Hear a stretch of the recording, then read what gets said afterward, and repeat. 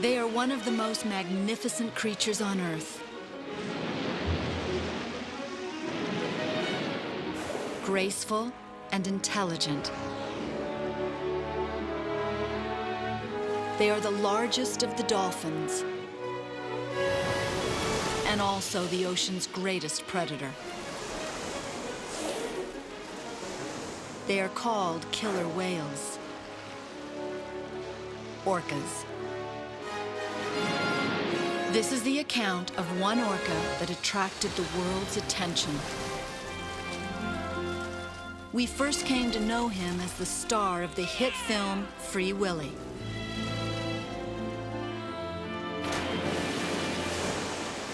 But his real name is Keiko.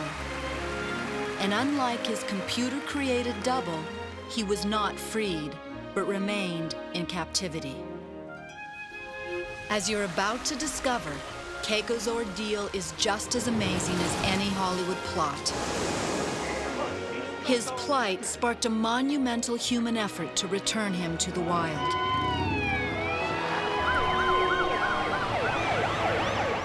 We are in serious risk of not getting Keiko out of here.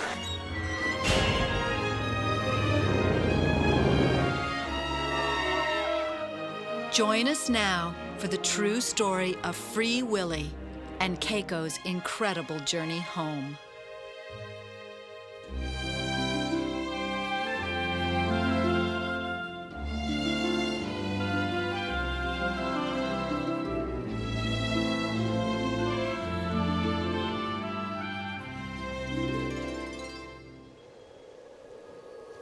Keiko's story begins nearly 20 years ago, off the coast of Iceland. In these cold waters, Keiko was born into a highly evolved society of orcas. Air-breathing, warm-blooded mammals like us, orcas have evolved over 35 million years, one of the most advanced social orders found in the animal kingdom.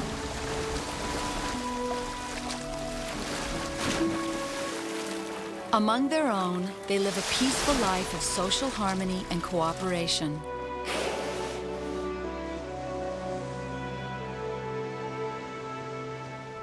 The heart of the family is the orca mother. Like all wild orcas, Keiko would have lived with his mother his entire life in a closely bonded family of brothers, sisters, and his maternal grandmother.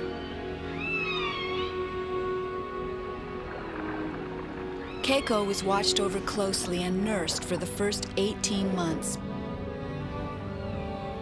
before learning to hunt schools of herring, the mainstay of wild orcas in the North Atlantic.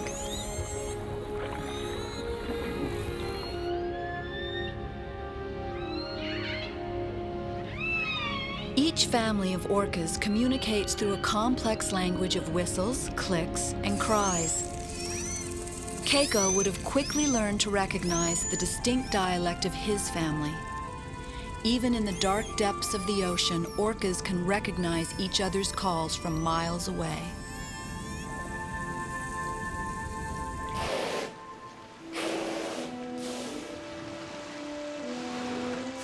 Keiko might have lived in these waters for up to 50 years, but fate would soon change his life forever.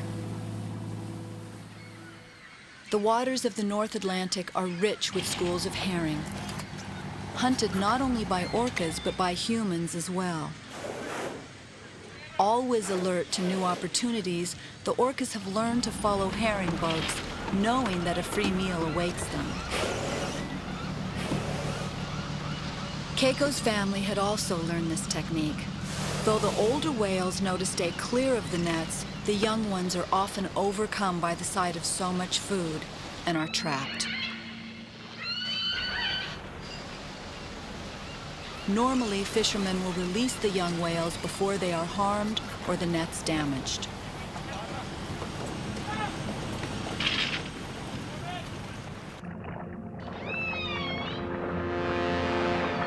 "17 years ago, during one such feeding frenzy, everything would change for Keiko. The captain of the herring boat, Gudrun, had been offered thousands of dollars to capture a young orca. Keiko was drawn into the net by the teeming school of fish. Once inside, he was trapped. From accounts of other captures, he likely cried out in panic. His mother probably circled the net frantically, but for her baby, there would be no escape. Barely 2 years old, Keiko was taken from his family.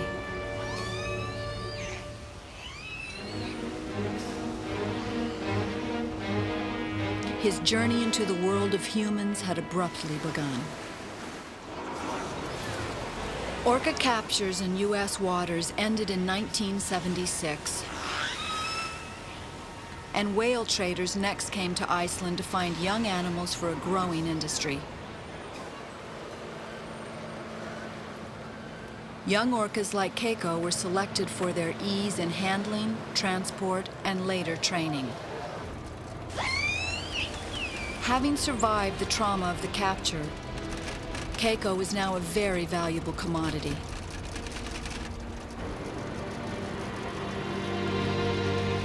Brokers arranged for his shipping from Iceland to Marineland of Ontario in Canada.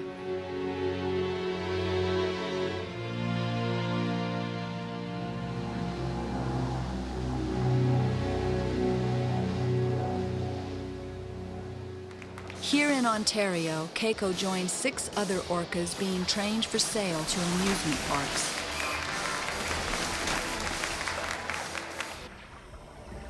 He is the youngest of the group and is constantly harassed by the others.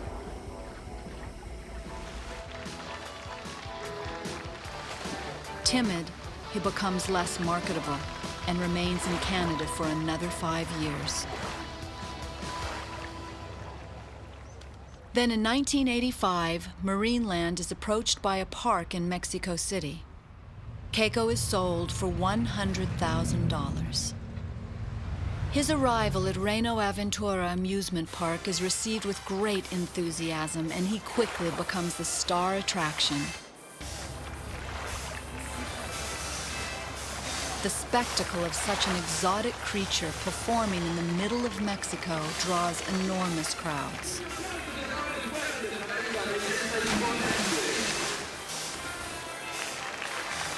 Over the next 7 years, Keiko's size increases dramatically, and his fame grows to celebrity status.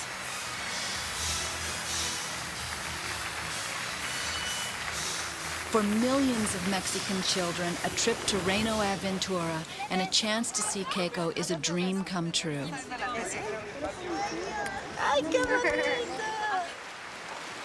Then in 1992, Keiko's life takes another strange turn when he lands in a Hollywood movie. The film's producer, Lauren Schuler Donner, casts him in the title role of Free Willy.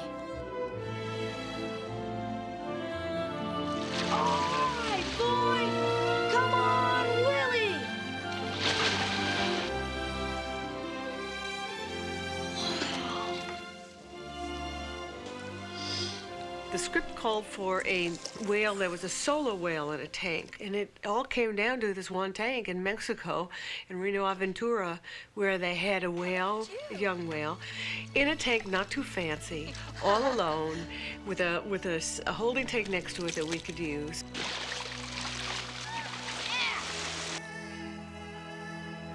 Let's free Willy. He's got family out there. I heard him. We gotta hurry! He's not doing so good! Don't let that whale get away!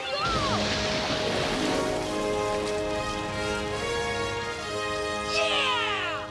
Co-producer Jenny Lou Tugin also recognized Keiko's intelligence and became concerned for his well-being. I think that everyone on the crew, and certainly the cast, came to have their own special relationship with Keiko.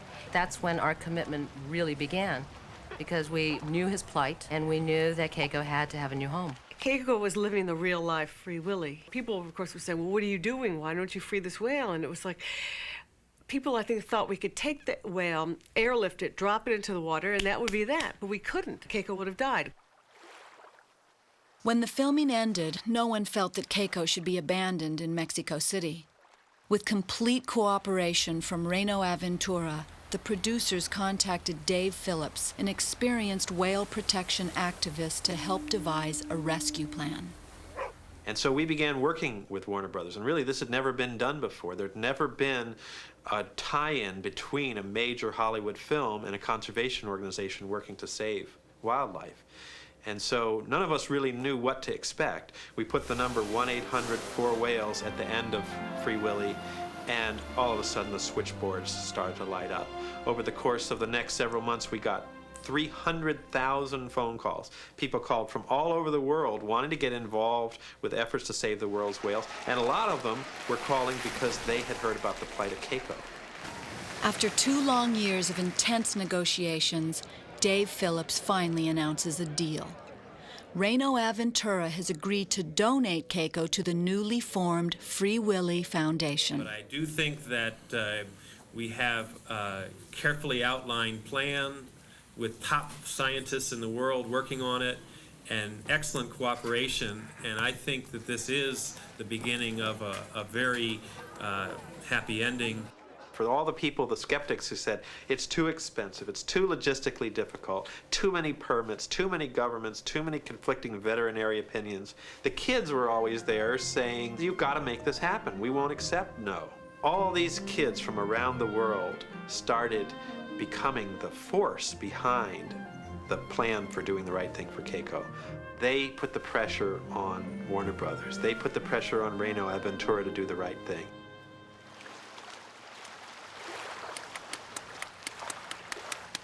For 5 years, trainers Carla Corral and Renata Fernandez have cared for Keiko day and night and are his closest companions. He's very kind. He's very noble, intelligent also, and I would describe him like a little kid. He's the most beautiful animal in the whole world. I think he's my best friend. He's everything to me. But he's really gentle and he really cares for us. Keiko's really capable of love, but we feel it every day, and there's something that words cannot explain. I think he really trusts us a lot, and he understands, and he kind of talks to me in his way, you know? I think he's even smarter than we are. As the Free Willy Foundation begins to examine Keiko's living conditions, they find that while he enjoys excellent care from his trainers, there should be great concern for his physical health.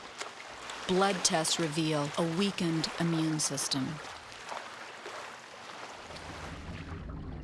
The size of Keiko's pool is too small, and his dorsal fin is atrophied due to lack of exercise.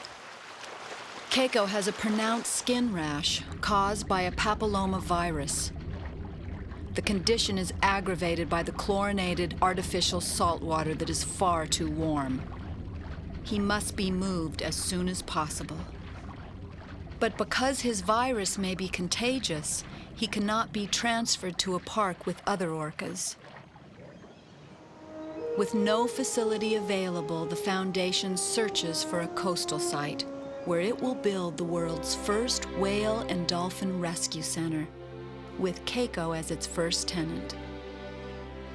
A location is found at the Oregon Coast Aquarium near the town of Newport. Here, emphasis is on the rehabilitation of wildlife rather than performance or entertainment. But never has there been a patient the size of Keiko.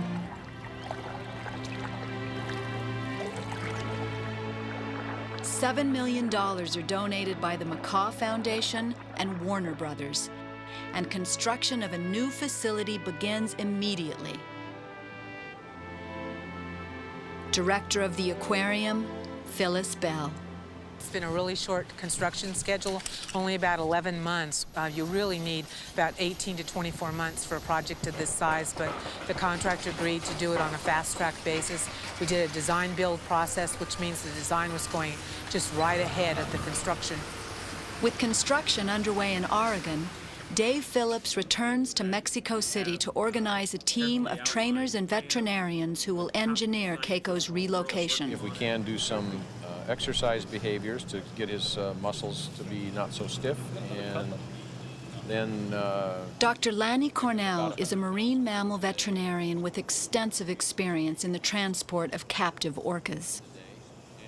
He is chosen to direct the complex operation of Keiko's move. You guys can give him lots of love and attention, and he'll be a happy boy. Okay. Because of the close bond Carla and Renata have developed with Keiko, it is crucial for them also to accompany him to Oregon.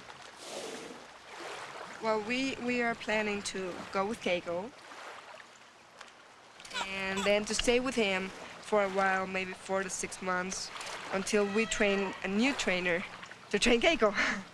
When he goes to Oregon, the trip is going to be very long and very stressing because he's going to be in a new place with a different temperature, with different people, different language. Everything's going to be different. So I think it's very, very important that we are with him all the time because, I mean, we are going to be his main support.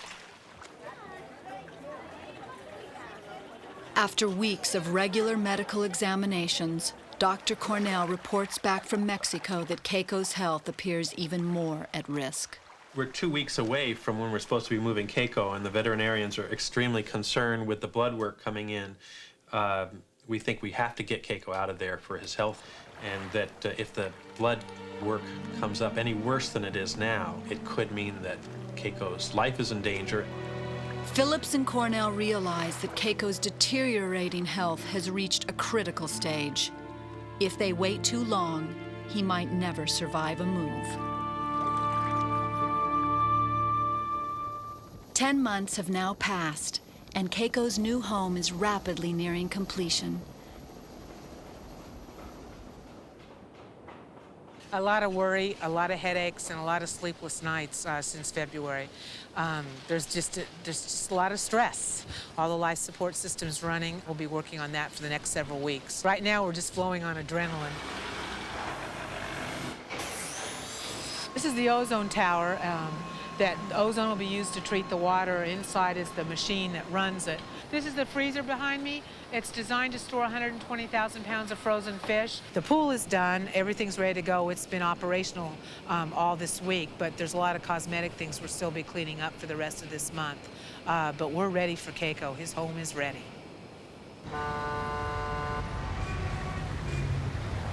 In Mexico City, a C-130 cargo plane arrives, donated by United Parcel Service for the move. A massive construction crane is positioned. It will lift the huge container in which Keiko will ride. So he's going to go backwards? He's going to go backwards to the airport, and which is fine. That's not a, then we can not just a problem. spin it there. And then we don't even have to spin it around because it's going to go into the airplane nose first, so it'll come right off the back of the truck. Okay. For Dave Phillips and Lanny Cornell, the logistics of airlifting a 7,000-pound orca seem to get no less complex, despite months of detailed planning. More than 20,000 people a day now pour through the gates of Reino Aventura to bid farewell to their beloved friend. But even while the fans are saying goodbye, Phillips and one of the veterinarians are suddenly not sure if Keiko will be leaving at all. Lanny, this is Dave. I'm down here at poolside, and we have a problem of what I would say is major proportions. I'm here with Dr. Solorzano. We found out all of about 3 hours ago that UPS is demanding that unless we get Keiko to the airport 4:15, they pull the plug and we have no relocation. And Reno has got everything planned down here for 7 a.m. departure. We've got police escorts. We've got every single government official prepared to have this whale out of here. And it sounds like only 3 hours difference, but I can tell you we are in serious risk of not getting Keiko out of here. A last-minute change in departure time could jeopardize the entire operation. On the last day, Keiko's final performances are sold out.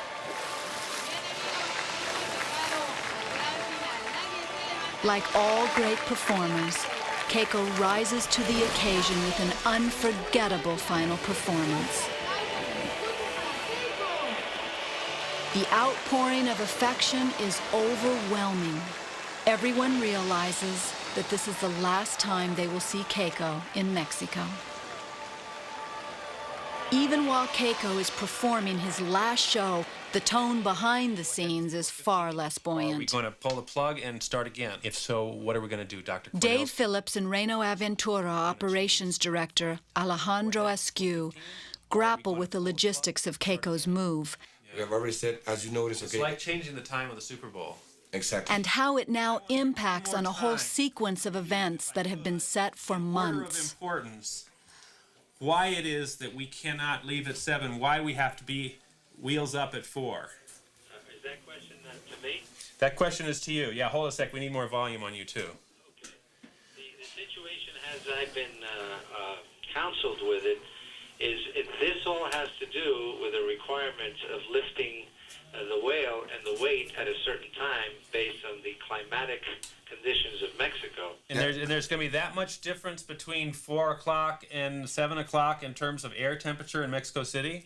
My understanding is that if it reaches 50 or 55 degrees, somewhere around that neighborhood, and I can get the technical support for that, but that we will not be able to lift that aircraft. UPS will do anything it has to do to safely transport that whale. After hours of delicate negotiations and reorganization, a compromise is reached. The plane must take off by 5 a.m. or it won't take off at all. By midnight on moving day, everything is ready to go. But first, Keiko must be coaxed by his handlers into a small holding tank.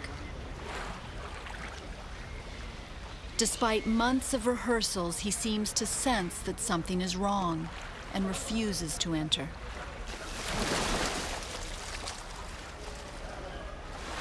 He cleverly avoids the capture net twice, but on the third try is gently guided into position.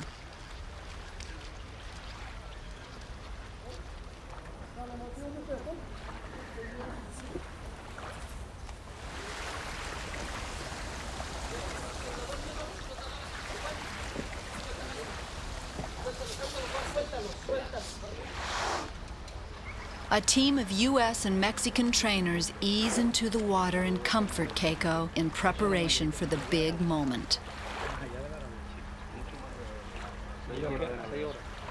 First, he must be fitted into a customized canvas sling.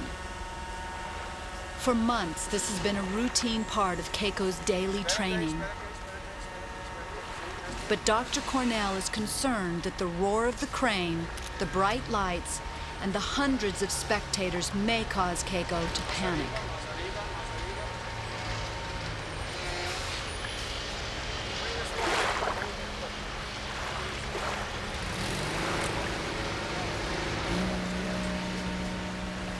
With the sling finally in place, Carla and the others dry Keiko before covering his back with a moisturizing cream to keep his skin from drying out during the long trip. Their soothing touch gives Keiko final reassurance before he is lifted from the water.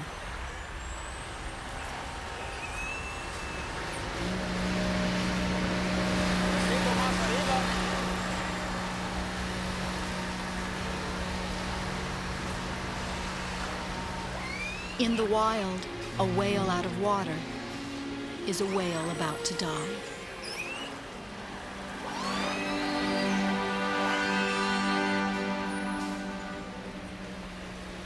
All are now given to wonder. What thoughts must be flooding his mind? Does he recall that traumatic night nearly 2 decades ago when he was taken from his family in much the same way by another group of humans? Hanging in the night sky, so vulnerable, Keiko's fate lies, once again, completely in human hands.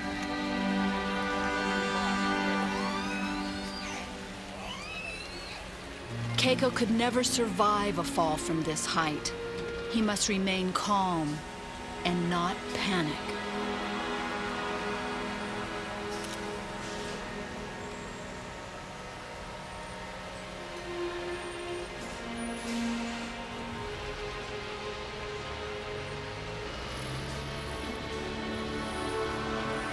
Keiko will remain in the sling for the 14-hour ordeal that lies ahead. 3,000 pounds of ice are added to water that half fills his container. It is essential that Keiko stays cool. Warm-blooded, orcas can overheat and suddenly die during transport.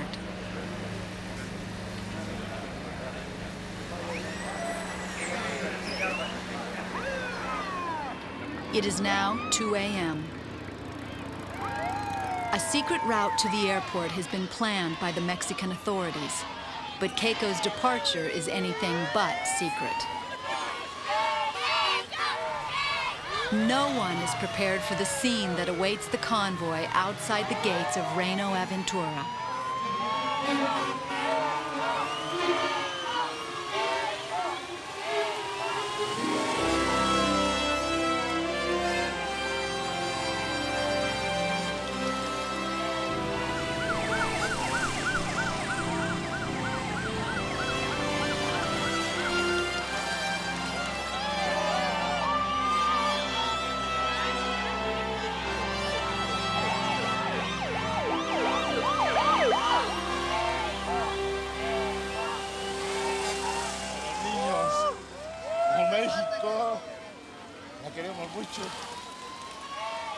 The scene quickly erupts into a wild, spontaneous parade as thousands of people follow and also delay the Keiko Express all the way to the airport.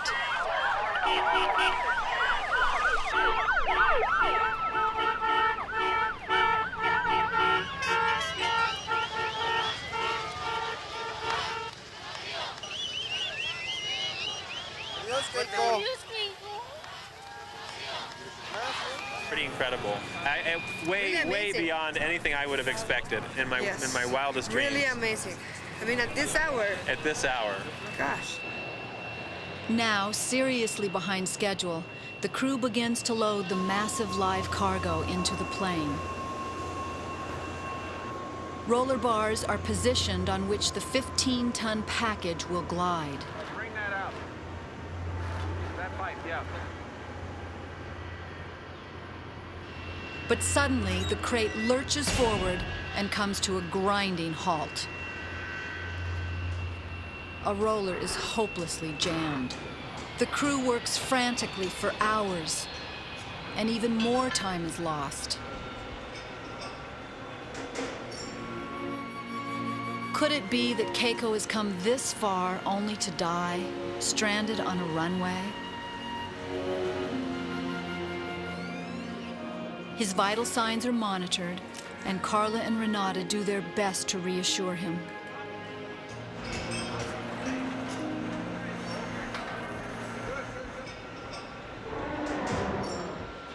Two tense hours later, at 5 a.m., the jammed roller is freed and Keiko disappears into the belly of the plane.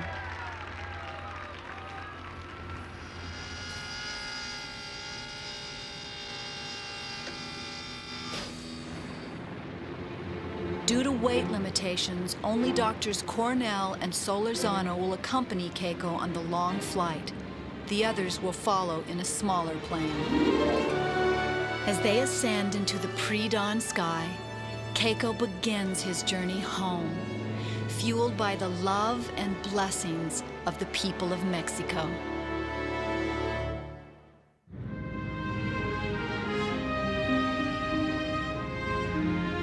Two hours behind schedule, Keiko's plane must first land in Phoenix, Arizona for refueling. Carla and Renata are eager to check on the passenger. Keiko's body heat has melted all of the ice. The water in his container has become much too warm. Even though further delay is risky, Dr. Cornell orders 2,000 pounds of ice and a change of water before they can proceed.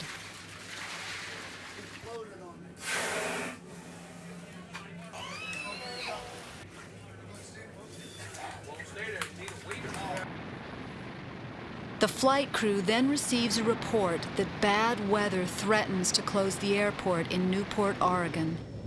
Rerouting the plane would mean another setback. But bad weather ahead gives them less than 2 hours to complete the original flight plan.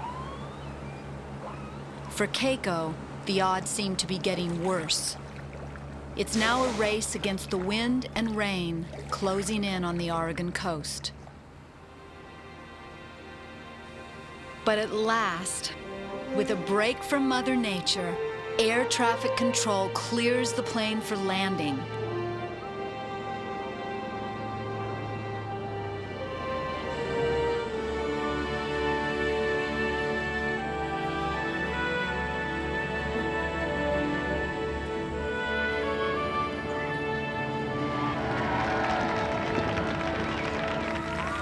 A stampede of reporters from around the globe has descended upon this quiet little town to cover Keiko's story. Hundreds of journalists and thousands of spectators have been waiting for hours in the rain. Just doing great. Talk to the vet, everything's okay.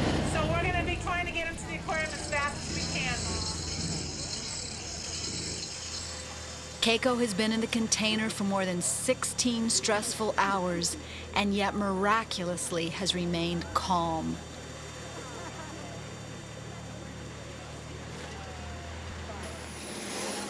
All right. Is he calm? All right.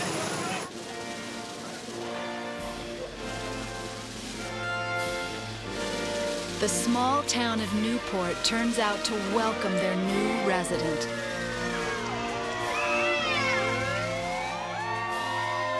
Children can't believe that Keiko, the hero of Free Willy, is going to be their neighbor.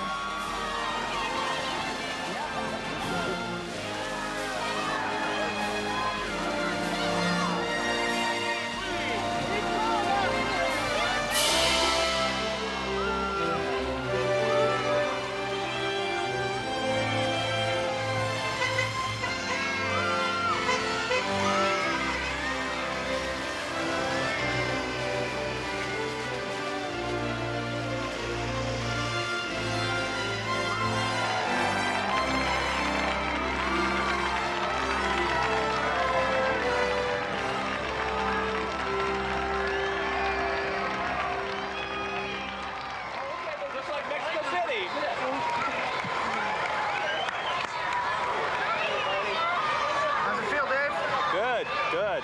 He's in good shape. The entire world watches via satellite. The first leg of Keiko's incredible journey is about to come to an end. Exaltation soon gives way to concerned apprehension. One last and most dangerous maneuver must first be accomplished.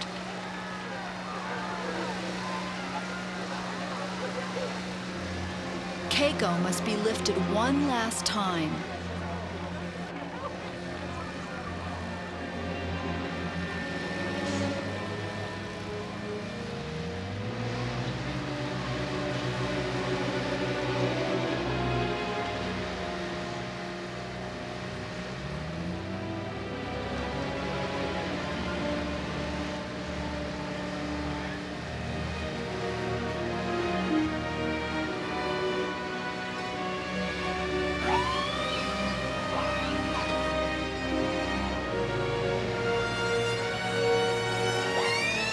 Suspended 45 feet above the cameras, Keiko's patience and trust must now surely be tested.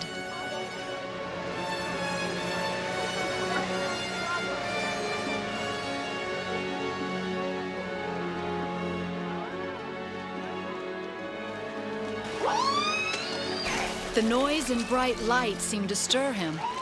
Or perhaps it's the sight and smell of the salt water. Whatever the reason, it appears that Keiko will wait no longer.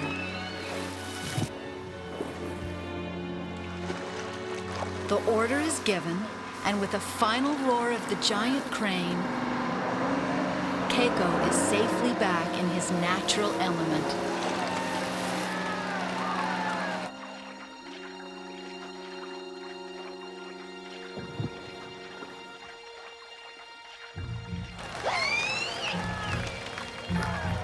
Suddenly, it appears that he may be caught in the cables. His trainers risk life and limb to make sure that he's clear. And finally, Keiko swims free into the cold blue water of his new home.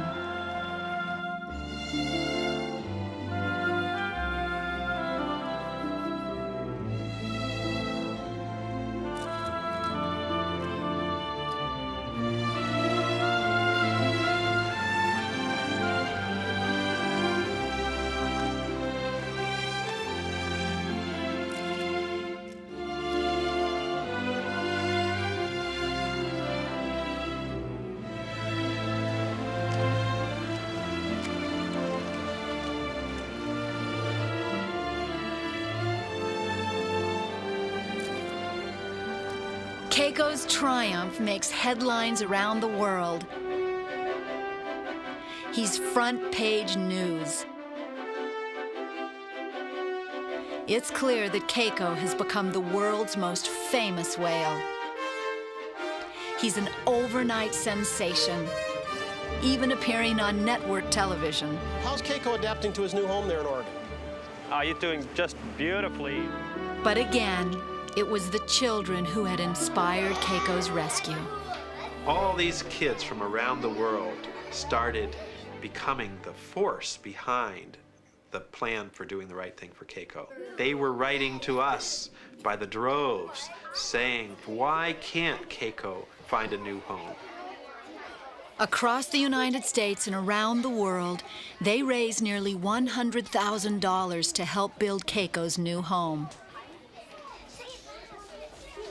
Keiko's biggest fans, the children, understood and championed his right to be with his family. I hope he comes to Newport safely and, he gets a better life so we can get him back in the ocean to return him to the wild. I'd like to see him go back into the ocean with his family. Their pods are split apart and they need to be together. Inspired by such youthful exuberance, adults followed suit.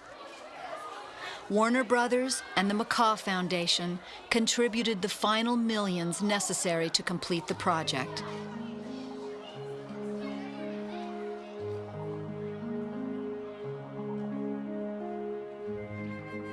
It has been a gargantuan undertaking, but fantastic achievements often spring from the purest minds. And so, Keiko, who once floated here only in the clear blue of our imaginations, awaits our next move to guide him safely on his journey home. Within days of Keiko's arrival, it seems clear that he enjoys his new home. For the first time in over 15 years, he is able to dive and leap, to all-out swim in cold, natural seawater in a place 5 times bigger than his pool in Mexico.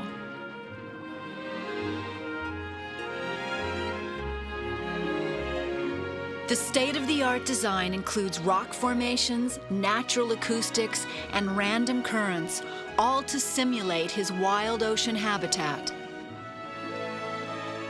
One of the most revealing signs of Keiko's new outlook surprises everyone. In a rare display, Keiko suddenly begins to vocalize.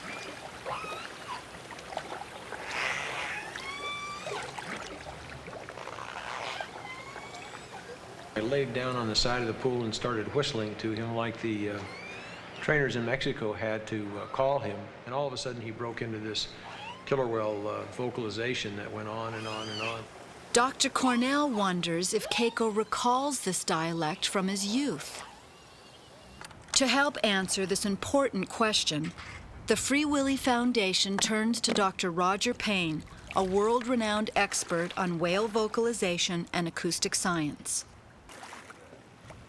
Killer whales make sounds which have components and elements in them which occur all over the world in all killer whale groups. But for every family of killer whales, there is a specific few sounds which only that family makes.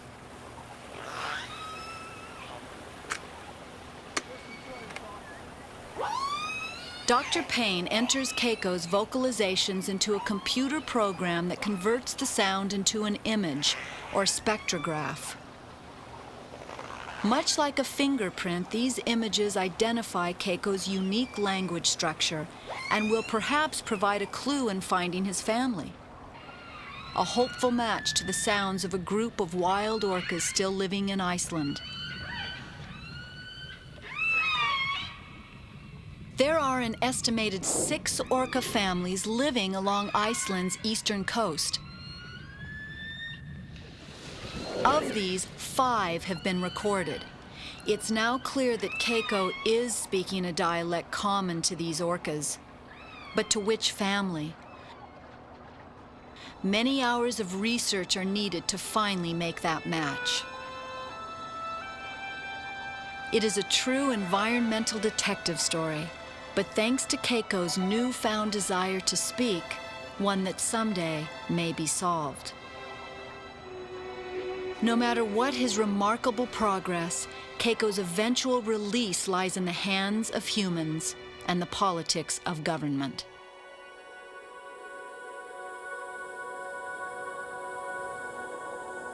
Iceland.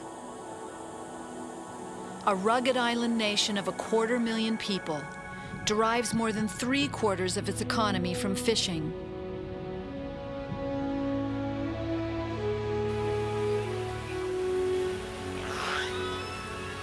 But over a 10-year period, nearly 100 orcas were also taken from its waters.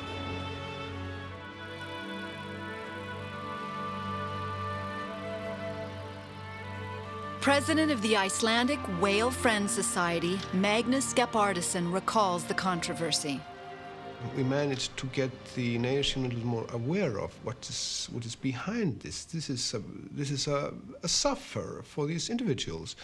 These are living beings that are aware of that they are taken from their families. I think all animal abuse is bad, especially if you abuse animals that are aware of what's happening. And look on this incident. These were 2 or 3 years old babies that were taken here in 1979 when Keiko was caught here and taken in imprisonment. And he hasn't seen his family all his life. Imagine how furious the world would be if a child would have been taken from their family and taken into slavery for some exhibitionism in the world. So I'm more glad than any words can express that this Free Willy work is starting now in reality, and I will be very, very glad when the Willy will come home and will be released into its natural environment where its family most likely still is. The news of Keiko's plight first reached Iceland in 1994, shortly after Free Willy was released. The small village of Eskifjord was one of the first to volunteer their help. One idea proposes that Keiko could live in a fjord, protected by a sea pen, until his ability to survive in the wild is tested. Keiko's return also has the surprising support of Eskifjord's fishermen. This will be considered to be a major event here, and I'm absolutely certain that everybody will lend a helping hand in making this possible. It would be fantastic to have Keiko come back to Eskifjord. I can assure you of that. There could hardly be a better place than Eskifjord for Keiko's eventual release. Located along the migration route of Iceland's orcas, Keiko would be able to hear and respond to others of his kind.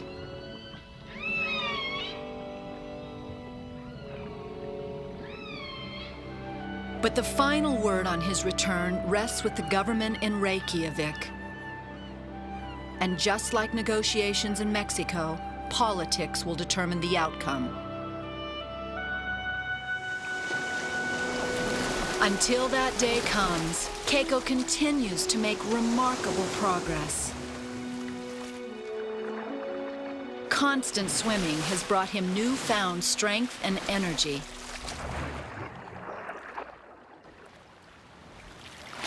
For Carla, the ocean water is so cold at 49 degrees that she now needs a wetsuit. But Keiko thrives. He now eats nearly twice as much, 200 pounds of restaurant-quality herring and capelin each day.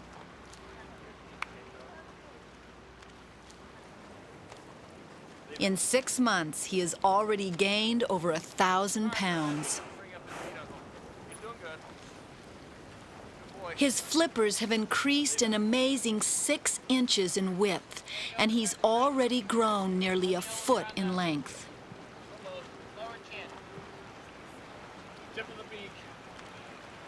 Keiko seems to enjoy the measurements and gets in on the act by holding the tape measure in his mouth. But most amazing is that his skin virus has nearly healed. How many % down do you think it is over the last 3 months? I think it's probably 80% normal now, whereas even a month ago it was only like 50 or 60%. It's really dramatically improving. It's less than 3 months. The improvement of the lesions from when Keiko first arrived to 6 months later is astounding. Dr. Cornell believes the combination of cold natural seawater, better diet, and freedom from the stress of performing have all contributed to his healing. At this rate, Keiko's virus could be gone within the year. A big screen TV has been installed so that Keiko can watch and listen to wild orcas. He's attracted to it and seems to enjoy scenes of orcas leaping. Looking much healthier. I mean, the papilloma is looking amazing. It's just definitely much better. He's more active and he's gaining weight. And he's acting silly all the time. He's playing and he's really active. He looks healthier and happier. Keiko has begun to spy hop spontaneously, a technique used by orcas to break the surface and look around.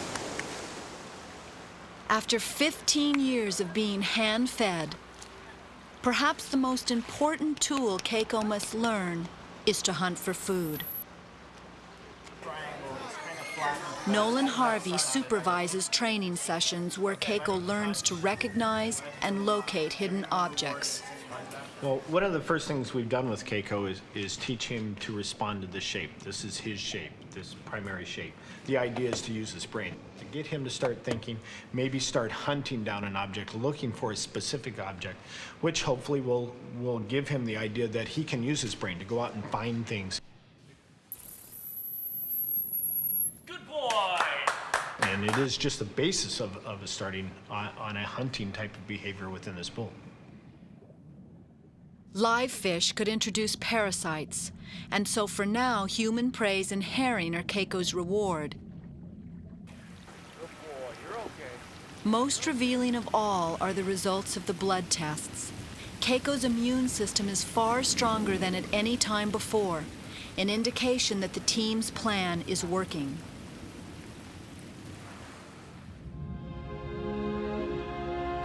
But his 6 months of success mark another inevitable milestone. Now it is time for Carla and Renata to leave their beloved friend and return home. For them, it is a time of celebration and sadness. When the time comes to say goodbye, I'll definitely say, oh God, this is hard. I'll say I love you very much. I don't know. This is very hard. 5 long years of caring must come to an end.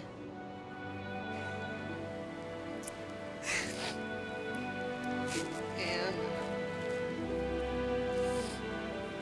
I know I'm living part of my life, the most important part of my life here. So, that's it.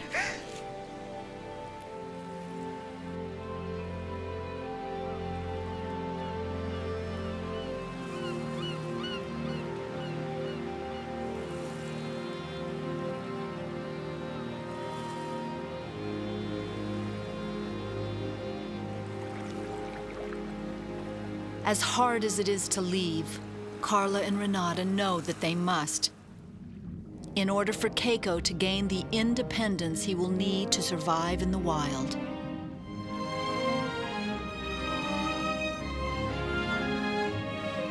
Keiko's journey home is in part a story of human nature.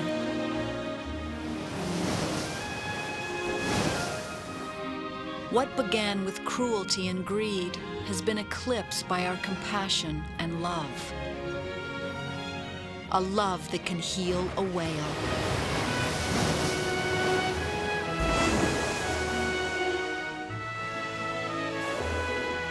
A love that can heal us all.